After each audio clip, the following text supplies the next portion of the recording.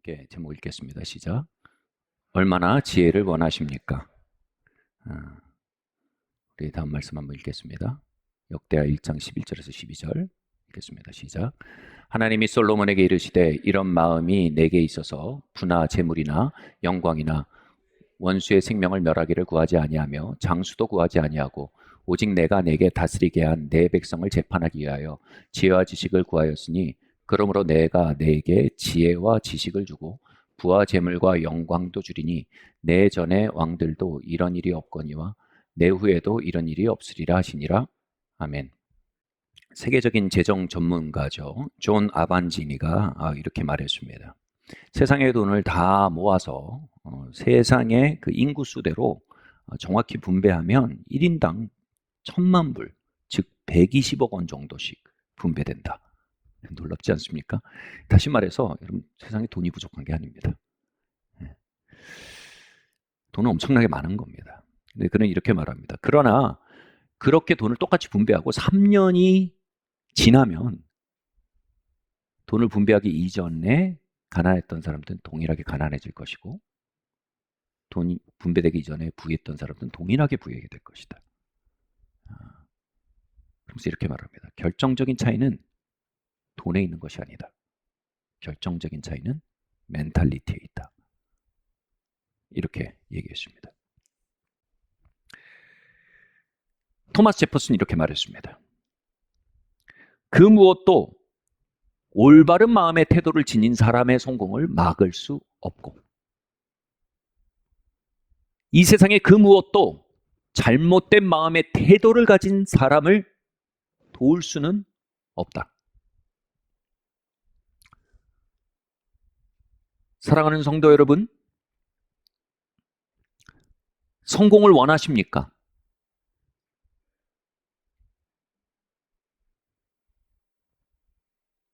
성공을 원한다면 얼마나 원하십니까?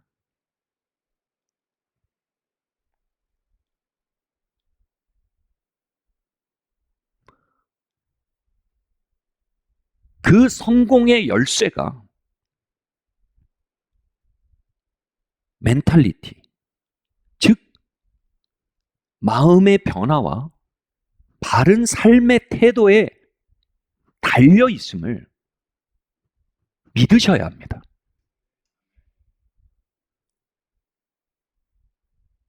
통계가 어떻든 그것을 믿을 때 여러분은 훨씬 더 나은 좌표까지 나아갈 동력을 얻게 될 겁니다. 성경이 제시하는 성공의 정점에 선 것은 솔로몬 왕이었습니다. 그의 정치력과 경제력, 외교적 영향력은 가히 전무후무했습니다. 그러한 그의 성공의 시발이 된 사건이 바로 오늘 읽은 본문입니다. 그 시발이 된 사건은 다윗이 왕위를 물려준 사건이 아니었습니다. 다윗이 자산을 물려준 사건이 아니었습니다. 다윗이 가지고 있던 인맥, 그 전화번호부를 받은 사건도 아니었습니다. 그 사건은 바로 솔로몬이 1,000번제를 드리며 하나님이 주시는 지혜를 간구하는 사건이었습니다. 그리고 하나님께서 마침내 그에게 그 지혜를 주신 사건이 그의 전무후무한 성공의 뿌리가 되었습니다. 지혜는 뭡니까? 성공적인 삶을 살기 위해 하나님께서 우리에게 가르쳐 가시고 만들어 가신 바른 마음과 삶의 태도를 말하는 것입니다. 성공을 향해 운명지어진 마음의 태도가 있습니다. 난관을 돌파하고 마침내 우리를 영광 안에 세워날 특정한 마음의 각도가 있습니다. 그것을 일컬어 지혜라고 합니다. 우리는 하나님을 믿습니다. 예수님을 믿습니다. 그 말은요, 그러한 특정한 종류의 지혜가 존재한다는 것을 또한 믿는 것을 의미합니다. 그리고 솔로몬은 바로 그 특정한 종류의 지혜의 존재를 믿었고 구했고 받았습니다. 그리고 우리는 바로 그 특정한 종류의 지혜에 우리의 삶을 플러그인해야만 합니다. 솔로몬은 그의 책 잠언을 통해 이렇게 기록하고 있습니다. 함께 읽겠습니다. 시작. 지혜는 진주보다 귀하니 내가 사모하는 모든 것으로도 이에 비교할 수 없도다. 그의 오른손에는 장수가 있고 그의 왼손에는 부귀가 있나니 그 길은 즐거운 길이요 그의 지름길은 다 평강이니라. 아멘. 여러분, 이렇게 지혜가 부귀와 장수의 지혜다, 근원이다, 뿌리다라고 말하는 것은요, 잠언 전체에 마치 후렴구처럼 반복이 됩니다. 그리고 계속해서 말합니다. 그러니 아들아 지혜를 구해라. 지혜를 구해라. 왜 이렇게 지혜를 구하라고 합니까? 솔로몬이 기록한 잠언은 아버지가 아들에게 권면하는 방식으로 쓰여져 있습니다. 그는 자신의 아들에게, 계승자에게 그의 자산도, 그의 명성도, 그의 인맥도 물려주려고 애쓰고 있지 않습니다. 그러나 그의 아들에게 지혜를 물려주려고 애쓰고 투쟁하고 있습니다. 그것이 그가 누린 모든 성공의 뿌리였기 때문입니다. 동일한 뿌리를 가진 나무는요, 어느 시대나 동일한 열매를 맺습니다. 동일한 뿌리를 가진 나무는요, 어느 환경에서나 동일한 열매를 맺습니다. 사과나무 뿌리가 10년 뒤에 심긴다고 포도 열매를 내지는 않는 법입니다. 기후와 계절들의 영향을 받아 그 수확의 양에 영향은 있을지언정 계절에 따라 수확의 타이밍에 지연이나 당겨짐은 있을지언정 그 뿌리의 본성을 제한하거나 변경시킬 환경은 존재하지 않습니다. 그렇기에 솔로몬은 자신이 연결되었던 그 지혜라는 뿌리를 아들의 삶에 심기 원했던 것입니다. 그렇다면 자신이 얻었던 열매를 아들이 보게 될 것이기 때문입니다. 그리고 하나님 아버지는 그분의 자녀된 저와 여러분의 삶에 그 뿌리를 심기를 원하십니다. 그리하여 우리에게 잠언을 성경으로 기록하신 겁니다. 왜 솔로몬은 자신의 자녀에게 지혜를 구하라고 요청하고 있습니까? 여러분, 지혜는 타고나는 게 아닙니다. 지혜는 구하고 받는 겁니다. 솔로몬 자신 역시 지혜를 갈구하며 1000번제를 드렸고 하나님으로부터 그 지혜가 수여되었습니다. 이것이 지혜의 첫 번째 원리입니다. 지혜는 원하는 자에게만 상속됩니다. 자산은 변호사를 만나 상속문을 쓰면 전달됩니다. 정치력은 법적 절차를 거쳐 이양을 시키면 전달됩니다. 그러나 지혜는 당사자가 원하고 갈구하는 마음이 없으면 결코 전달되어질 수가 없습니다. 성경에는 솔로몬의 지혜를 갈구했던 한 왕의 이야기 나옵니다. 바로 시바의 여왕이었습니다. 시바의 여왕은요, 솔로몬의 왕국이 누리는 영광에 대해 이야기를 듣고 목마름을 가졌습니다. 저들의 비밀은 무엇인가? 저들의 영광의 뿌리는 무엇인가? 그리고 먼 길을 여행해서요, 자신의 자존심을 다 내려놓고요, 다른 왕을 찾아간 겁니다. 그리고 그 뿌리를 알아보려 했습니다. 그리고 그 뿌리가 바로 솔로몬 왕의 지혜에 있음을 알게 되었고요. 그 지혜는 전달 가능한 존재임을 알게 되었고요. 그 지혜는 태생적인 것이 아니라 선물로 주어지는 것이며 그것을 갈구하는 자에게 전달되어지고 사용될 수 있는 종류의 지혜임을 알게 되었습니다. 시바왕이 어떻게 했는지 아십니까? 솔로몬에게 겸손히 진상품을 드립니다. 여러분, 이 진상품이요, 현재 가치로 환산하면요, 무려 3천억 원이었습니다. 3천억 원이요. 그녀는 그 정도로 지혜를 갈구한 겁니다. 그녀는 그 정도로 성공을 원했던 겁니다.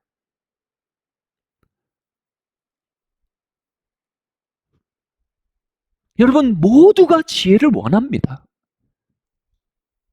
그러나 문제는 이겁니다. 어느 정도로 지혜를 원하냐 이겁니다. 오늘 우리가 그 지혜를 얻기 위해 치르기 원하는 값은, 기꺼이 치르고자 하는 값은 어느 정도입니까?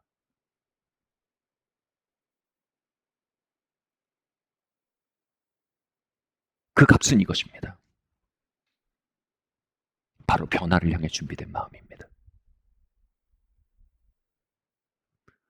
내가 여태까지 살아온 어떤 삶의 양식이든 어떤 사고방식이든 그것이 참된 성공과 성취를 향해 나아가는데 방해하는 것이라면 초계같이 내어 던질 수 있고, 그것을 당장 뒤집어 엎어 반대로 만들 준비가 되어 있는 변화를 향해 준비된 심령입니다. 살아오던 방식을 지혜의 빛 앞에서라면 가차없이 갈아엎을 수 있는 그 변화의 마음, 이것이 바로 오늘날의 시바 여왕들이 가져야 할 3천억의 진상품입니다. 하나님, 내게 지혜의 빛을 비춰주십시오. 그 빛이라면 어떤 것이든 뒤집어 엎겠습니다. 어떤 태도는 갈아엎겠습니다.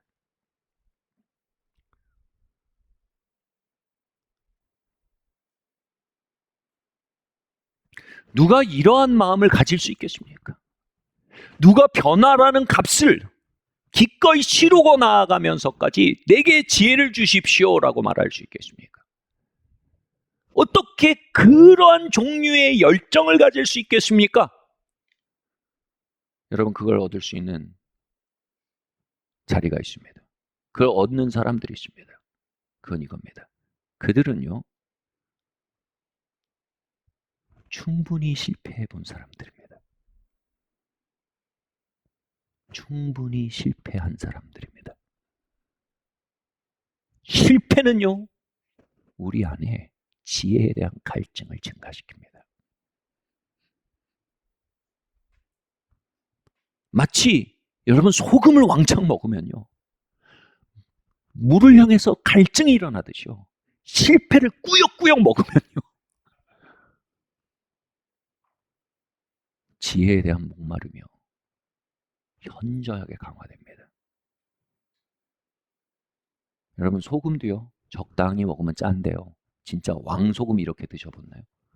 제가 해봤거든요. 씁니다. 써요. 여러분, 실패의 왕소금을 먹으면서요, 지혜를 갈망하는 사람들,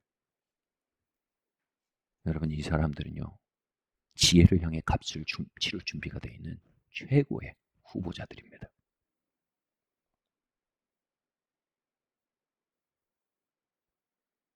실패에는 두 가지가 있습니다.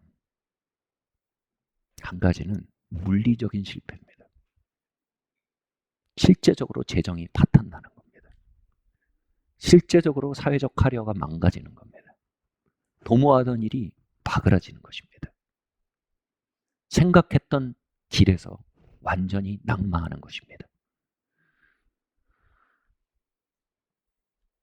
두 번째로요, 실패의 두 번째 종류는요, 지연된 성취로 인한 고통입니다. 소원이 더디 이루어지면 뼈를 마르게 한다고 합니다. 한번 사람이 하나님 주신 꿈을 받으면요, 한번 하나님이 주신 예언적 목적을 받으면요, 한번 사람이 하나님이 주신 비전을 받으면요, 마음이 뜨거워지고요, 그것을 이루기 전에는 다 실패한 상태인 것처럼 여겨지는 지연된 성공의 고통을 갖게 됩니다. 저는 혼자 살 때 출장 가는 거 하나도 안 힘들었습니다. 어차피 같이 하는 게 뭔지 몰랐거든요. 근데 결혼해서 아내가 생기고 아이들이 생기고 같이 있는 아름다움을 알게 되자 이제 출장 가는 것이 고통이 됐어요. 여러분, 꿈도 없고 비전도 없고 예언적 목적도 없는 사람에게 그냥 그렇게 흘러가는 삶은 고통스럽지 않습니다. 그러나 꿈과 예언과 목적을 가진 이들에게는 그냥 그렇게 방향 없이 흘러가는 삶은 고통스러운 실패의 시간입니다.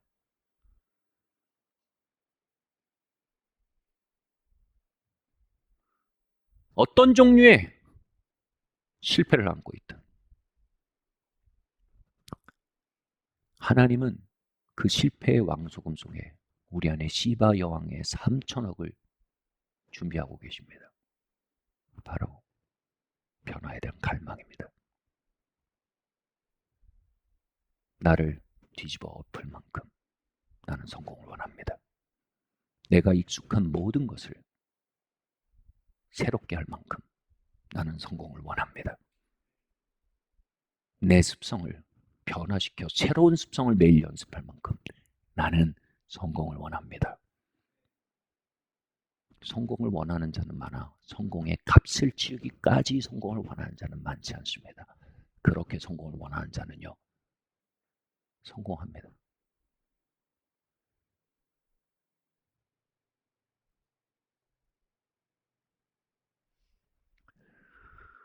실패는요, 우리에게 두 가지 옵션에 대한 선택권을 줍니다. 첫 번째는요, 원망의 스피릿입니다. 두 번째는요, 갈망의 스피릿입니다. 원망입니까? 갈망입니까? 원망은 무엇입니까? 객관적인 실패와 지연된 성취가 다른 권력자들, 힘을 가진 자들 때문이거나 계층 때문이거나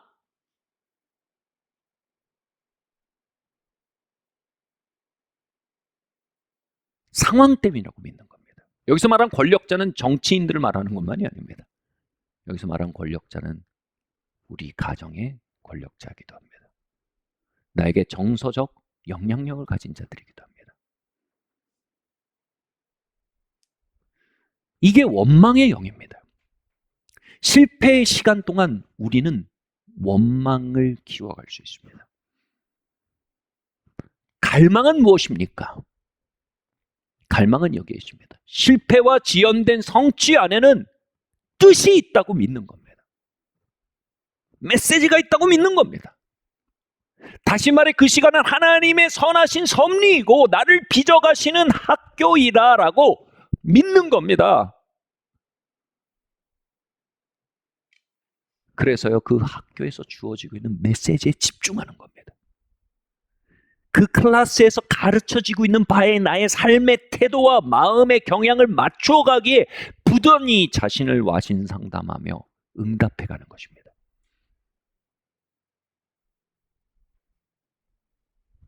하나님은 하나님의 사람들을 정확히 실패의 학교에서 왕소금을 먹이며 키우셨습니다. 그러나 그 왕소금을 먹고 퇴퇴퇴퇴 하며 원망으로 나아간 자는 낙마했고요. 그 왕소금을 먹고 갈망을 키워간 자들은요, 결국 뚫고 올라왔습니다. 하나님은 요셉을 감옥에서 빚으셨습니다. 다윗을 아둘람궁에서 빚으셨습니다. 그들은 결코 실패의 학교에서 원망과 무력감이라는 역기능으로 반응하지 않았습니다. 그들은 그 실패 학교에서 하나님의 선하심을 신뢰하면서 하나님이 그곳에서 자신을 가리켜 가시는 태도와 마음의 경향이 무엇인지 집중해서 갈망하며 그 클래스에 참여하고 그 강의에 응답해 나갔습니다. 하나님은 그곳에서 그들에게 바른 마음과 태도를 가르쳐가고 계셨습니다. 여러분, 하나님 신뢰하지 않으시면 그 강의는 하나도 안 들립니다. 그리고 나를 그 아둘람궁에 몰아넣은 사울만 보이는 겁니다. 하나님을 신뢰하지 않고 하나님의 임재 앞에 반응하지 않으면요, 나를 그 감옥에 몰아넣은 보디발의 아내만 보이는 겁니다. 그리고 그 감옥은 원망과 쓴마음과 무력감으로 점철된 지옥과 같은 곳으로 바뀌는 것입니다. 그들에게 그 실패의 소금을 먹으며 갈망하며 배워간 바른 마음과 태도, 즉 지혜의 길은요, 그들에게 다가올 주어질 성공의 필수적인 기초였습니다. 기초를 깊게 판 건축만이 높은 건물이 올라갑니다. 기초가 튼튼한 건물만이 튼튼한 지상층을 갖게 됩니다. 그렇게 깊이 패여진 바른마음과 태도에 대한 갈망과 그 바른마음과 태도, 다시 말해 지혜에 응답하는 그들의 겸손한 열렬한 응답은요, 그들에게 다가올 성공의 필수적인 기초입니다. 여러분, 실패 안에서 갈망하고 계십니까? 실패 안에서 원망하고 계십니까? 우리는 실패 안에서 지연된 성공들 속에서 지혜를 갈망하는 마음을 끊임없이 선택해야 합니다.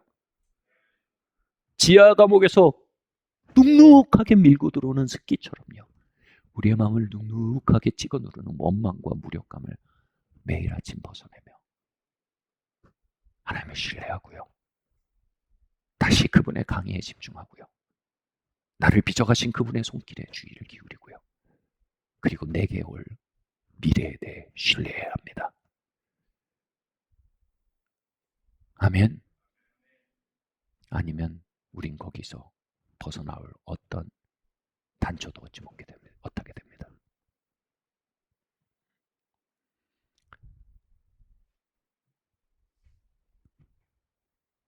원망을 그쳐야 합니다.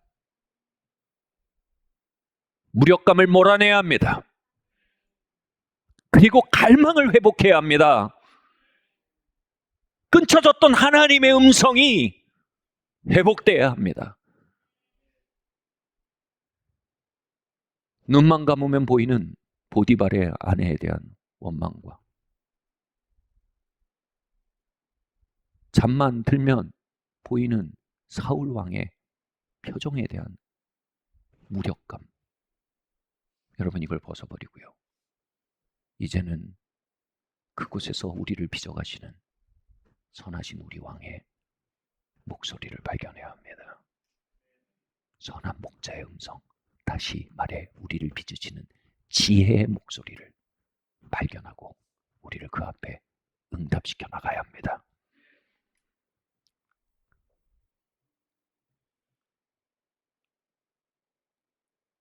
여러분, 우리는 어떻게 지혜에 응답할 수 있을까요? 잠언은 말합니다. 지혜가 거리에서 외치고 광장에서 부르짖는데 듣는 이가 없다는 것입니다. 왜 그렇습니까? 실패의 왕소금을 먹으며 갈망을 기워할 자리에 원망과 무력감 속에 주저앉은 이들로 가득한 것이 이 세상이기 때문입니다. 여러분, 우리는 다른 영을 가져야 합니다. 사랑하는 하나님의 아들, 딸 여러분, 우리는 다른 영을 가져야 합니다. 그때 지혜의 음성이 들려옵니다. 지혜의 레슨이 내 안에 들려오기 시작하는 겁니다. 어떻게 다른 영을 가질 수 있을까요? 첫 번째로요, 책임을 지셔야 합니다. 같이 한번 말해볼 거예요. 내 영혼아, 책임을 져라. 동서고금을 꿰뚫는 망고불변의 진리가 있습니다. 리더는 책임을 지는 사람이다. 뒤집어 말하면요, 책임을 지는 법을 배우지 못한 사람은 결코 리더가 돼서는 안 됩니다. 책임을 지는 법을 배우지 못하면 결코 승진해서는 안 됩니다. 여기서 말하는 승진은 하나님의 승진입니다. 국가를 책임지는 사람이 국가의 머리가 되는 법입니다. 회사를 책임지는 사람이 회사의 리더가 되어야 하는 법입니다. 한 가정을 책임지는 사람이 한 가정의 리더가 되는 법입니다. 책임을 지려 하지 않는 사람은 어디서든 머리가 아닌 꼬리가 될 수밖에 없습니다. 여러분, 성경에서 가장 인기가 많은 복이 뭡니까? 가장 많은 부모님들이 자녀의 이름을 빌어 기도할 때 인용되는 구절이 뭡니까? 주님, 우리 딸로 하여금 우리 아들로 하여금 머리가 되고 꼬리가 되지 않게 해주십시오. 뭐가 머리고 뭐가 꼬리입니까? 다시 말해요. 책임지는 사람이 되게 해달라는 겁니다. 그 기도는요. 책임질 줄 아는 사람이 되게 해주십시오. 여러분, 책임질 줄 아는 걸 배우는 게 먼저 복의 시작입니다. 아멘. 자신의 삶에 책임을 지려 하지 않는다면 어떻게 우리가 가정을 책임질 수 있겠습니까? 자신의 삶을 책임지려 하지 않는다면 어떻게 한 회사를 책임질 수 있겠습니까?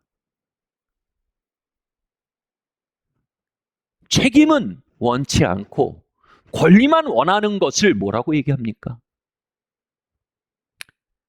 사기라고 합니다.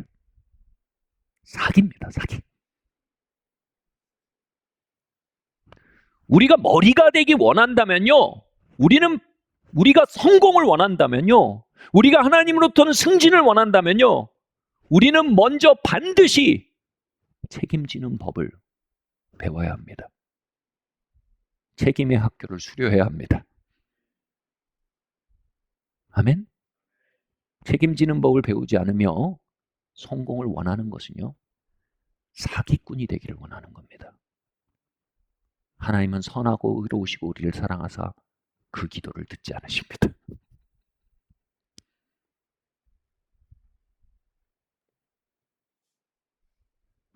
내 삶에 대해 책임을 진다는 건 뭘 의미합니까? 내 삶에 나타나고 있는 결과들에 대해, 내 삶의 현재 좌표에 대해 나의 책임을 발견하는 것입니다.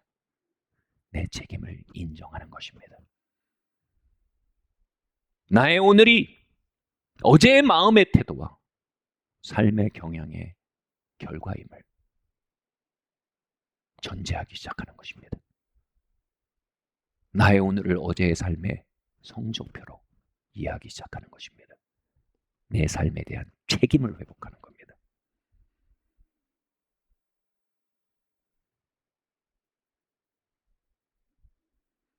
이것은 많은 사람이 어려워하는 것입니다. 많은 사람이 소화불량에 걸리는 것입니다. 그러나 이것을 소화하는 사람들은 위대한 삶을 살았습니다. 내 삶의 결과를 다른 이들의 선택이 붙들고 있다는 믿음은 바로 노예 근성입니다. 주인이 좋아야, 상전이 좋아야 내 삶이 좋아질 거다. 이게 노예들이 하는 생각입니다. 저 사람이 바뀌어야 내가 행복해질 거다. 상황이 이렇게 돼야 내가 좋아질 거다. 여러분, 이건 정말 노예 근성입니다. 어떻게 내 삶의 결과를 주변과 주변 사람이 가지고 있다고 믿습니까? 여러분, 내 삶의 결과는 내가 가지고 있는 겁니다. 내 삶의 운전대는 내 손에 있는 겁니다. 이 운전대를 어떻게 운전해서 내가 원하는 미래로 어떻게 갈지는 내가 연구할 노릇입니다. 내가 내 운전대를 제대로 운전하는 법은 배우지 않으면서 도로가 기울어 있다고 불평하는 건 누구 탓이겠습니까? 표지판이 제대로 안 돼 있다고 불평하며 표지판의 멱살을 잡는 건 누구 탓이겠습니까?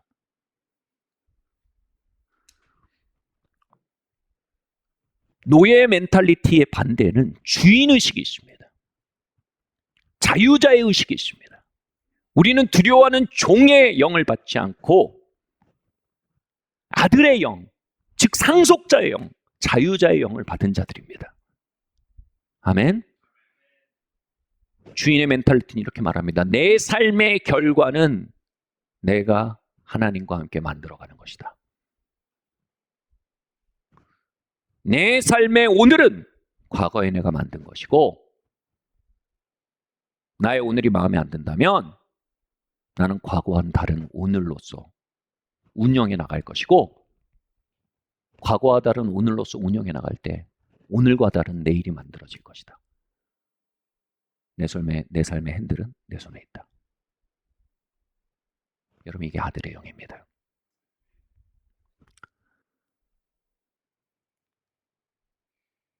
두 번째로요. 책임을 지려 하는 자세를 배우면요, 필히 두 번째 단계를 마음속으로 연습하게 됩니다. 지혜를 갈망하는 두 번째 단계. 함께 읽겠습니다. 시작. 겸손하라. 함께 읽겠습니다. 시작. 여호와께서 모세에게 이르시되 내가 애굽에 돌아가거든 내가 내 손에 준 이적을 바로 앞에서 다 행하라. 그러나 내가 그 마음에 완악하게 한즉 그가 백성들을 보내주지 아니하리니.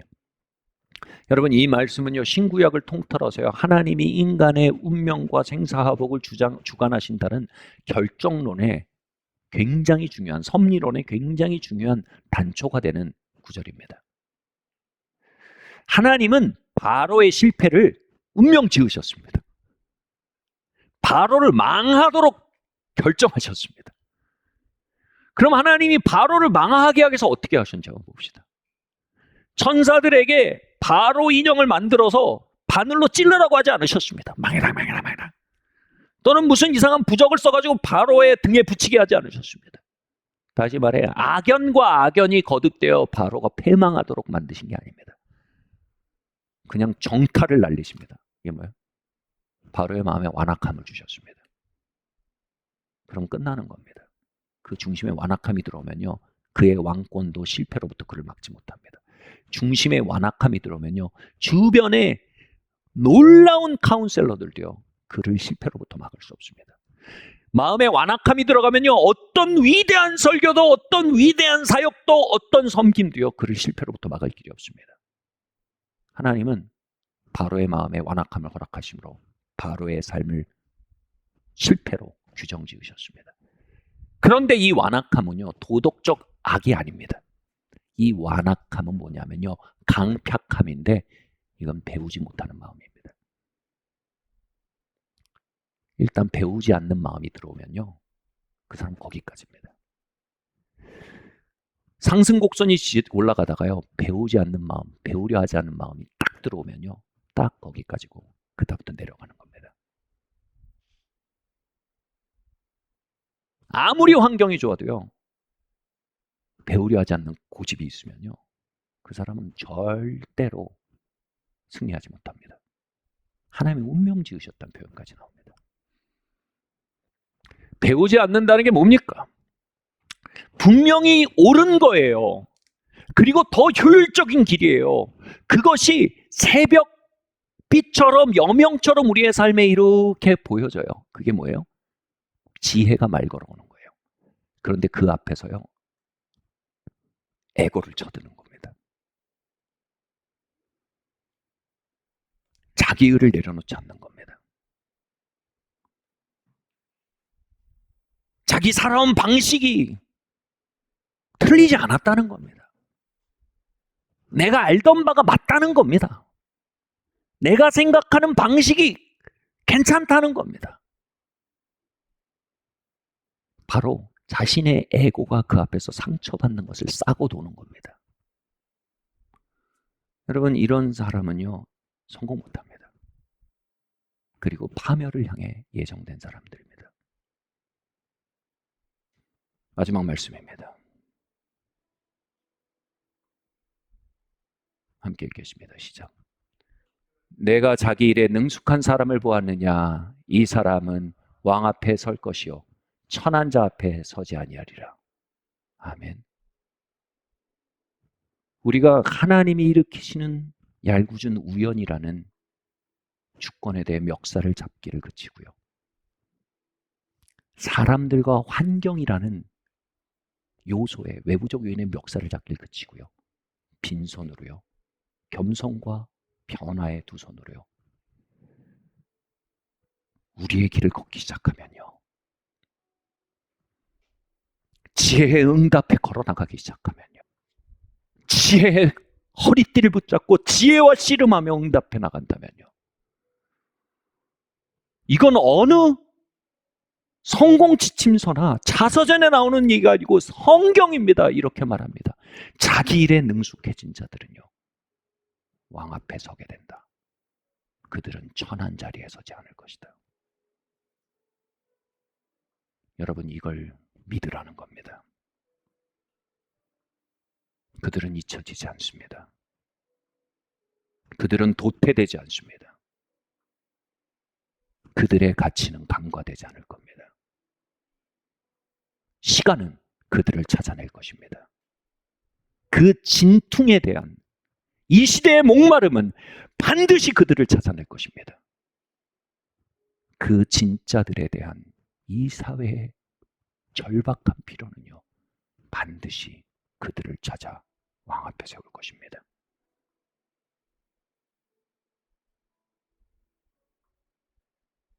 이제 지혜와 씨름하며 하루를 걸어가는 이들이 됩시다. 지혜와 내가 왕 앞에 설 것이다 믿으며 지혜와 하루하루 씨름하던, 감옥에서 씨름하던 요셉처럼 내가 왕의 자리에 설 것이다 믿으며 하루하루 아둘람굴에서 지혜와 씨름하던 다윗처럼 이제 우리도 지혜와 씨름해 나갑시다. 그렇게 지혜를 향해 오늘 응답하기 시작하는 예배 공동체 되기를 예수님의 이름으로 축원합니다. 우리 안에 예수께서 오셨는데 우리가 그분과 함께 우리의 감정을 다스리려 하지 않고, 그분과 함께 우리의 재정을 다스리려 하지 않고, 그분과 함께 우리의 관계를 다스리려 하지 않고, 그분과 함께 우리의 커리어를 다스리려 하지 않고, 그분에게 권위를 맡기지 않고 다른 사람에게 핸들을 맡기고 다른 사람과 환경에 탓을 돌리며 살아온 불신앙을 발견합니다. 그 마음을 씻어주시옵소서. 이제 예수님과 함께 감정을 다스려 나갑니다. 예수님과 함께 미래를 다스려 나갑니다. 예수님과 함께 재정을 다스려 나가고 예수님과 함께 관계들을 다스려 나가기로 결정합니다. 예수님의 이름으로 파도는 잠잠을지어다.